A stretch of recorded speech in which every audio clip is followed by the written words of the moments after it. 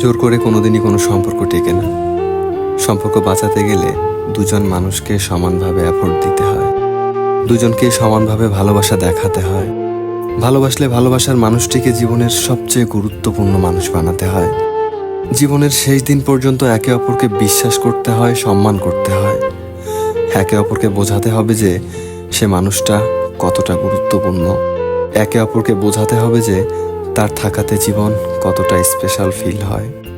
জীবনের খারাপ সিচুয়েশনগুলোতে একে অপরের সঙ্গী হতে হবে, একে অপরকে সমানভাবে গুরুত্ব বোঝাতে হবে। দুজনকে এটা মেনে নিতে হবে, জীবনে যা কিছুই হোক না কেন, আমি তোমার আমার সম্পর্কে কোনোদিন শেষ হতে দিব না। ভালোবাসলে ভালোবাসার মানুষকে আসলে ভালো রাখা শিখতে হবে।